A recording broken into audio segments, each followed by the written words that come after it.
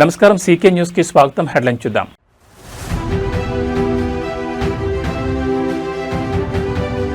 మహిళలు చిన్నారుల రక్షణకు అత్యంత ప్రాధాన్యత, సైబర్ నేరాలపై ప్రత్యేక నిఘా.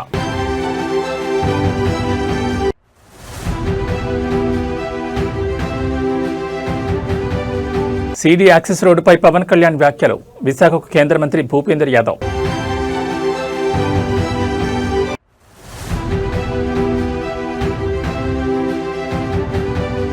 గోదావరి జలాలను గరిష్ట స్థాయిలో వినియోగించుకోవాలి, సీఎం రేవంత్ రెడ్డి పిలుపు.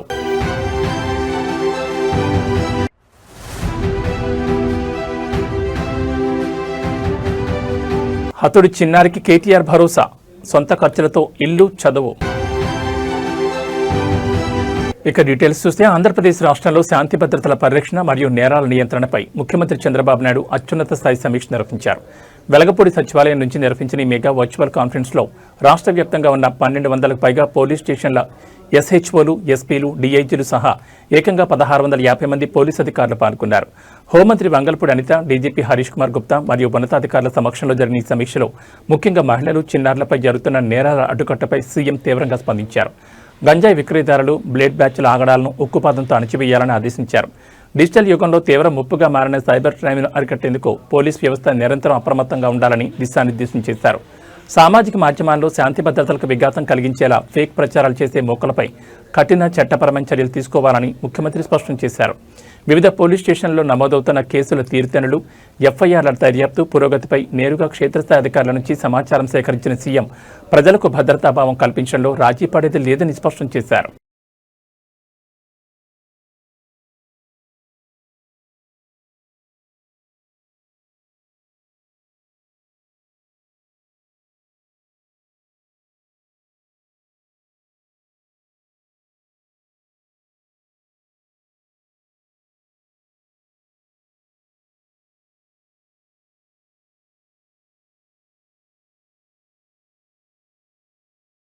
ఆంధ్రప్రదేశ్ రాష్ట్ర ఉప ముఖ్యమంత్రి కొణిదెల పవన్ కళ్యాణ్తో మంగళగిరిలోని ఆయన క్యాంపు కార్యాలయంలో పురపాలక పట్టణాభివృద్ధి శాఖ మంత్రి పొంగూరు నారాయణ బుధవారం సమావేశమయ్యారు. రాజధాని అమరావతి వేదికగా గురువారం జరగనున్న సీడ్ యాక్సెస్ రోడ్, ఎమ్మెల్యేలు, ఎమ్మెల్సీల నివాస సముదాయాల ప్రారంభోత్సవ కార్యక్రమానికి ఉప ముఖ్యమంత్రిని మంత్రి నారాయణ ఆహ్వానించారు. ముఖ్యమంత్రి నారా చంద్రబాబు నాయుడు చేతుల మీదుగా సీడ్ యాక్సెస్ రోడ్ ఫేజ్ 2 పనులతో పాటు 2 స్టీల్ బ్రిడ్జిల ప్రారంభోత్సవం కూడా జరగనున్నట్లు మంత్రి నారాయణ వివరించారు. రాజధాని అమరావతిలో మౌలిక వసతుల కల్పన, అభివృద్ధి పనులను అత్యంత వేగంగా ముందుకు తీసుకెళ్తున్నందుకు మంత్రి నారాయణను డిప్యూటీ సీఎం పవన్ కళ్యాణ్ అభినందించారు. సీడ్ యాక్సెస్ రోడ్ ప్రాజెక్టు ద్వారా అమరావతి అభివృద్ధి మరింత వేగం పుంజుకుంటుందని ఆకాంక్షించారు. అయితే ముందే నిర్ణయించిన ప్రకారం గురువారం విశాఖపట్నంలో జరిగే జాతీయ స్థాయి ప్రపంచ ఏనుగుల దినోత్సవ వేడుకల్లో తాను పాల్గొనాల్సి ఉందని పవన్ కళ్యాణ్ తెలిపారు. తన అభ్యర్థన మేరకు రాష్ట్ర అటవీ శాఖ ఆధ్వర్యంలో తొలిసారిగా ఈ జాతీయ వేడుకను విశాఖలో నిర్వహిస్తున్నామని వివరించారు. తన ఆహ్వానం మేరకు కేంద్ర అటవీ పర్యావరణ శాఖ మంత్రి భూపేందర్ సింగ్ యాదవ్ కూడా ఈ కార్యక్రమానికి హాజరవుతున్నట్లు స్పష్టం చేశారు.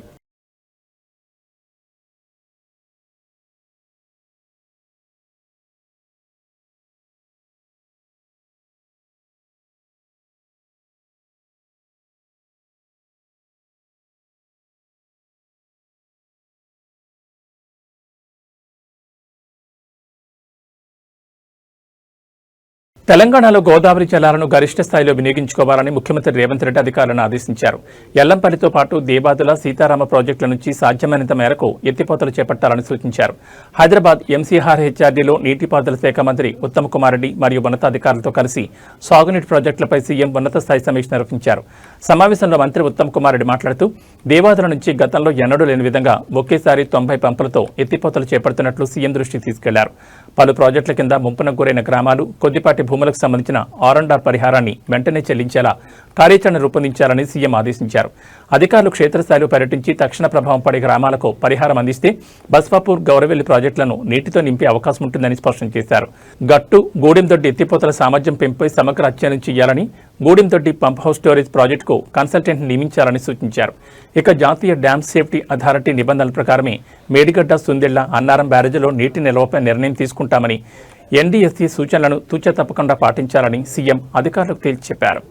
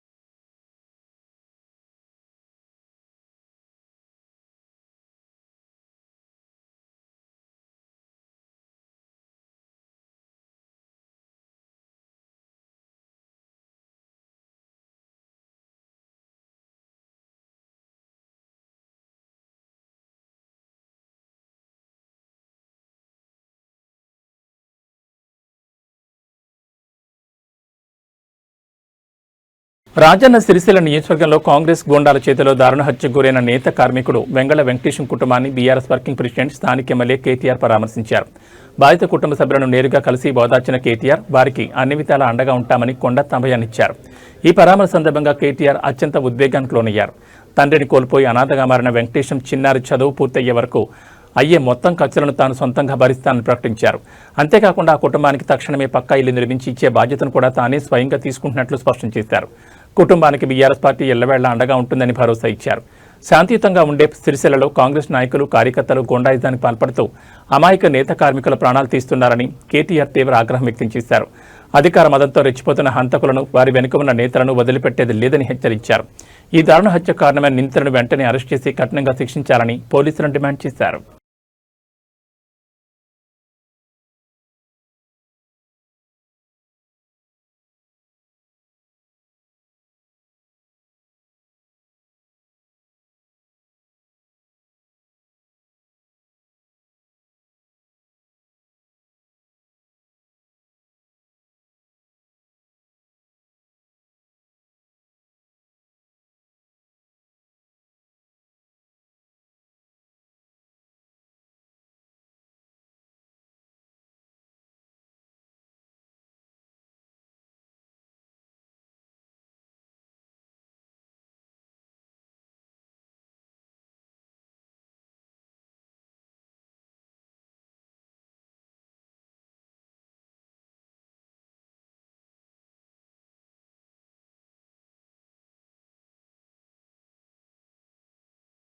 ఉమ్మడి కర్నూలు జిల్లా రాజకీయాల్లో తీవ్ర ఉద్రిక్తత నెలకొంది. వైఎస్ఆర్సీపీ అధినేత మాజీ ముఖ్యమంత్రి వైఎస్ జగన్మోహన్ రెడ్డి కర్నూలు పర్యటనకు బయలుదేరిన వైఎస్ఆర్సీపీ రాష్ట్ర యువజన విభాగం వర్కింగ్ ప్రెసిడెంట్ బైరెడ్డి సిద్ధార్థరెడ్డిని పోలీసులు అడ్డుకోవడం తీవ్ర రగడకు దారితీసింది.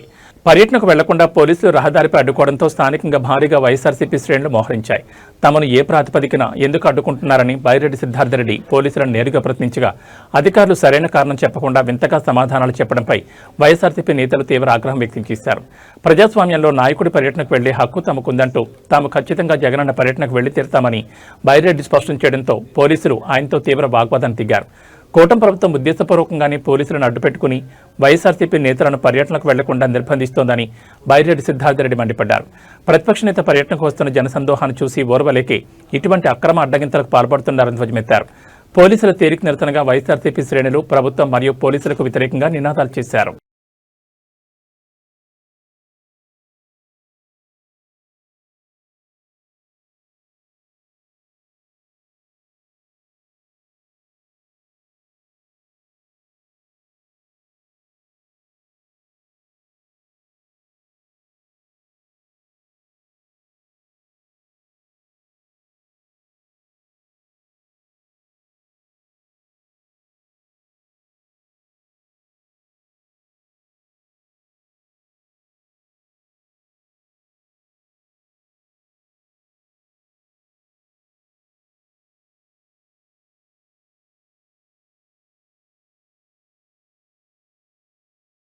ఉత్తరాంధ్ర అభివృద్ధికి చిహ్నంగా మారుతున్న భోగాపురం అంతర్జాతీయ విమానాశ్రయంలో ప్రత్యేక విమానాల సందడి మొదలైంది. కేంద్ర పౌర విమానయాన శాఖ ప్రకటించిన గడువు కంటే ముందే ఈ నూతన ఎయిర్పోర్ట్లో ప్రత్యేక విమానం ల్యాండ్ అవ్వడం విశేషంగా మారింది. న్యూఢిల్లీ నుంచి బయలుదేరిన ఈ ప్రత్యేక విమానంలో పలువురు కీలక రాజకీయ నాయకులు, ప్రజాప్రతినిధులు కలిసి ప్రయాణించారు. ఢిల్లీ నుంచి వచ్చిన ఈ ప్రత్యేక విమానంలో భీమిలి ఎమ్మెల్యే, మాజీ మంత్రి గంటా శ్రీనివాసరావు, అనకాపల్లి ఎంపీ సీఎం రమేష్తో పాటు రాష్ట్ర ఆరోగ్య శాఖ మంత్రి సత్యకుమార్, ఎమ్మెల్యే కామినేని శ్రీనివాస్ మరియు కాంగ్రెస్ మాజీ ఎంపీ కేబీవీ రామచంద్రరావు తదితరులు ఒకేసారి కాకతీయంగా ప్రయాణించి భోగాపురం చేరుకున్నారు. విమానాశ్రయంలో ల్యాండ్ అయిన నేతలకు స్థానిక వర్గాలు, అధికారులు ఘనస్వాగతం పలికారు. వాస్తవానికి ఈ నెల 17వ తేదీ తర్వాత నుంచే భోగాపురం ఎయిర్పోర్ట్ నుంచి రెగ్యులర్ విమాన సర్వీసులు ప్రారంభమవుతాయని పౌర విమానయాన శాఖ ఇదివరకే స్పష్టం చేసింది. అయితే ఆ అధికారిక తేదీకి ముందే ప్రత్యేక విమానాల ల్యాండింగ్లు ప్రారంభం కావడంతో ఎయిర్పోర్ట్ ప్రాంతంలో సందడి వాతావరణం నెలకొంది.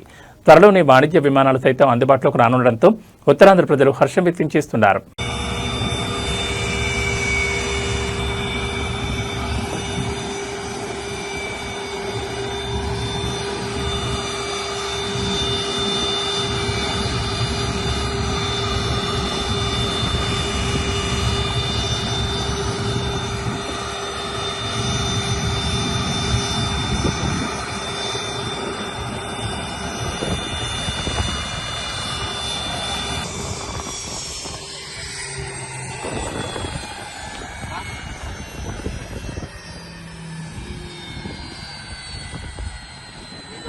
తెలంగాణలో రైస్ మిల్లర్లు బకాయి పడిన ధాన్యం విలువకు సంబంధించిన ప్రతి పైసాను వసూలు చేయాల్సిందేనని ముఖ్యమంత్రి రేవంత్ రెడ్డి స్పష్టం చేశారు.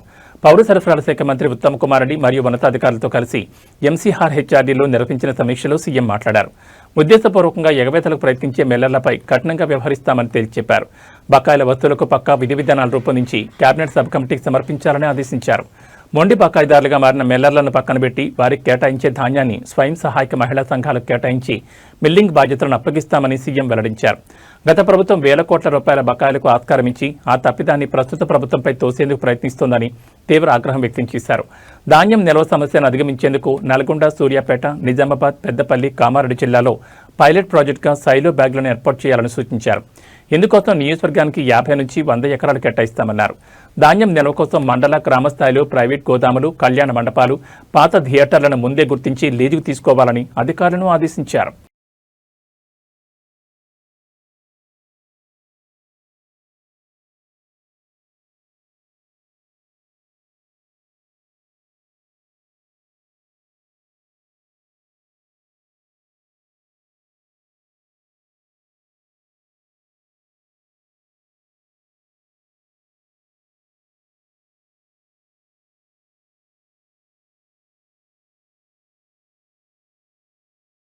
విశాఖపట్నం వేదికగా ప్రతిష్టాత్మకంగా జరుగుతున్న ప్రపంచ ఏనుగుల దినోత్సవ జాతీయ వేడుకల్లో పాల్గొనేందుకు రాష్ట్ర ఉప ముఖ్యమంత్రి కొణిదెల పవన్ కళ్యాణ్ విశాఖ చేరుకున్నారు. విమానాశ్రయం వద్ద ఆయనకు నియోజకవర్గ ఎమ్మెల్యేలు, కార్పొరేషన్ చైర్మన్లు, కూటమి నాయకులు మరియు జిల్లాధికారులు అత్యంత ఘనస్వాగతం పలికారు. ఎయిర్పోర్టులో పవన్ కళ్యాణ్కు ఎమ్మెల్యేలు పంచకాల రమేష్ బాబు, వంశీకృష్ణ, శ్రీనివాస్ యాదవ్, సుందరపు విజయ్ కుమార్, విష్ణుకుమార్ రాజుతో పాటు డీసీసీబీ చైర్మన్ కోన తాతారావు ఘనంగా పూల బొకేలందించి స్వాగతించారు. ఇటీవల భుజానికి శస్త్రచికిత్స జరగడంతో చేయి ఇబ్బందిగా ఉన్నప్పటికీ పవన్ కళ్యాణ్ తన వాహనం నుంచి కిందకు దిగి స్వాగతం పలికేందుకు వచ్చిన నాయకులు, అభిమానులకు ప్రత్యేకంగా అభివాదం చేస్తూ ముందుకు సాగారు. విశాఖపట్నంలో రాష్ట్ర అటవీ శాఖ ఆధ్వర్యంలో తొలిసారిగా నిర్వహిస్తున్న ఈ జాతీయ స్థాయి కార్యక్రమంలో కేంద్ర సహాయ మంత్రి కీర్తివర్ధన్ సింగ్తో కలిసి ఉప ముఖ్యమంత్రి పవన్ కళ్యాణ్ పాల్గొన్నారు. అడవుల సంరక్షణ, ఏనుగులు, మానవ సంఘర్షణ నివారణ మరియు వన్యప్రాణుల రక్షణపై ఈ వేడుకల్లో కీలక సందేశాన్ని అందించారు.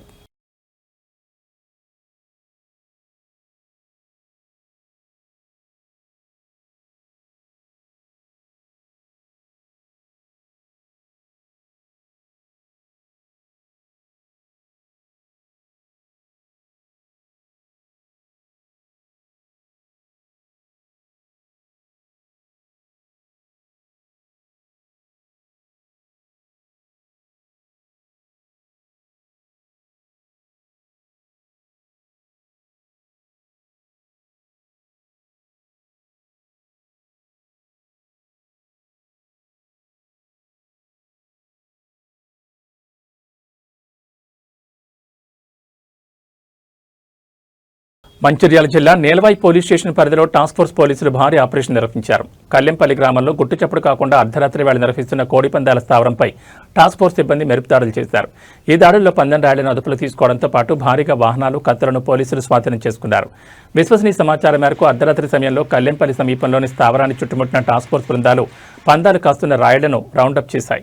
ఈ హఠాత్ పరిణామంతో అక్కడున్న వారు పారిపోయేందుకు యత్నించినప్పటికీ పోలీసులు సమర్థవంతంగా 16 మంది పందెం రాయుళ్లను అక్కడికక్కడే అరెస్ట్ చేశారు.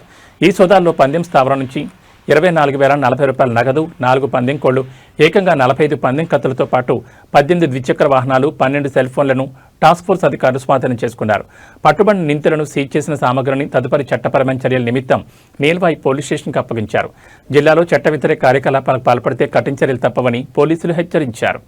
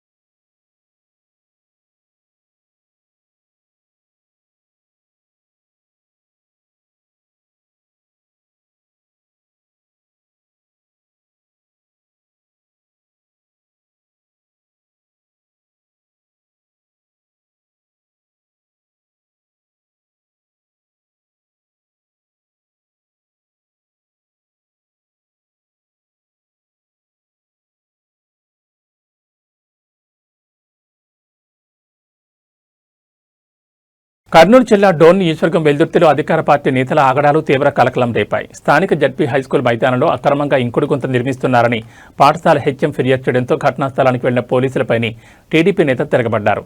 విధులు నిర్వహిస్తున్న కానిస్టేబుల్పై దాడికి తెగబడ్డంతో పాటు ఎస్ఐకి తీవ్ర హెచ్చరికలు జారీ చేయడం స్థానికంగా గందరగోళానికి దారితీసింది. వెల్దుర్తి జడ్పీ హైస్కూల్ ప్రాంగణంలో అనుమతులు లేకుండా అక్రమ తవ్వకాలు జరుపుతున్నారన్న ఫిర్యాదుతో పోలీసులు అక్కడికి చేరుకున్నారు. పనులను నిలిపివేయాలని కోరిన కానిస్టేబుల్పై టీడీపీ నాయకుడు శ్రీనివాసులు గౌడ్ దౌర్జన్యానికి దిగారు. బాధ్యతాయుతంగా పనిచేస్తున్న కానిస్టేబుల్పై చేయి చేసుకోవడమే కాకుండా అక్కడికి వచ్చిన ఎస్ఐ కూడా బూతులు తిడుతూ బహిరంగ వార్నింగ్ ఇవ్వడం విజువల్స్ లో స్పష్టంగా కనిపిస్తోంది. వెల్దుర్తి జడ్పీ హైస్కూల్ ప్రాంగణంలో అనుమతులు లేకుండా అక్రమ తవ్వకాలు జరుపుతున్నారన్న ఫిర్యాదుతో పోలీసులు అక్కడికి చేరుకున్నారు. పనులను నిలిపివేయాలని కోరిన కానిస్టేబుల్పై టీడీపీ నాయకుడు శ్రీనివాసులు గౌడ్ దౌర్జన్యానికి దిగారు. బాధ్యతాయుతంగా పనిచేస్తున్న కానిస్టేబుల్పై చేయి చేసుకోవడమే కాకుండా అక్కడికి వచ్చిన ఎస్ఐకి కూడా బూతులు తిడుతూ బహిరంగ వార్నింగ్ ఇవ్వడం స్పష్టంగా కనిపిస్తోంది.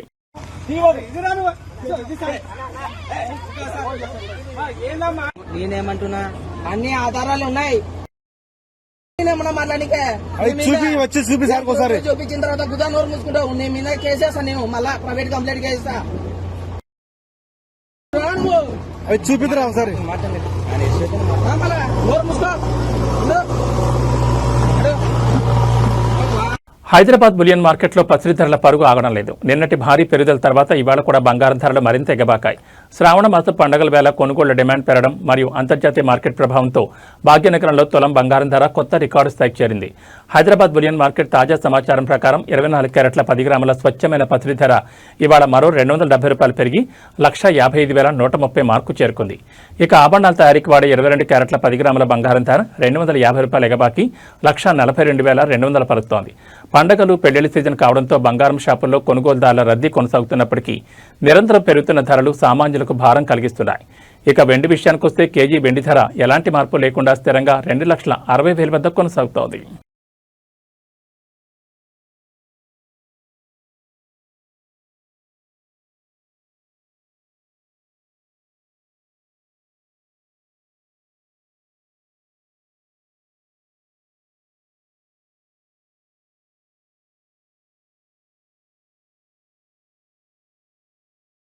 ఆంధ్రప్రదేశ్ రాష్ట్రంలో వాతావరణం ఒక్కసారిగా మారిపోయింది. వాయువ్య బంగాళాఖాతంలో పశ్చిమ బెంగాల్ తీర ప్రాంతంలో తీవ్ర అల్పపీడనం కేంద్రీకృతమై ఉన్నట్లు ఆంధ్రప్రదేశ్ రాష్ట్ర విపత్తుల నిర్వహణ సంస్థ వెల్లడించింది.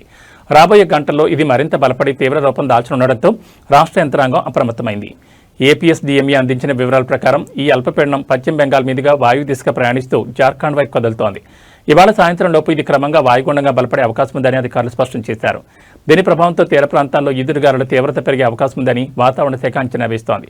ఈ వాయుగుండం ప్రభావంతో ఆంధ్రప్రదేశ్లోని పలు జిల్లాల్లో ఉరుములు, మెరుపులు మరియు పిడుగులతో కూడిన తేలికపాటి నుంచి మోస్తరు వర్షాలు కురిసే అవకాశం ఉంది.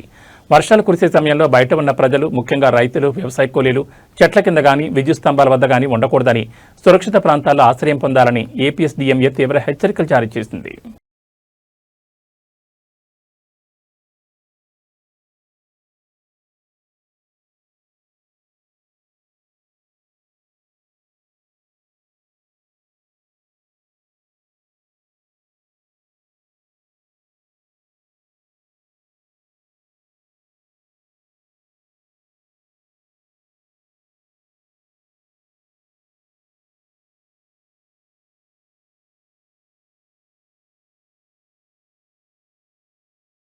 ఏవీ బులెటిన్ విశేషాలు. నమస్కారం.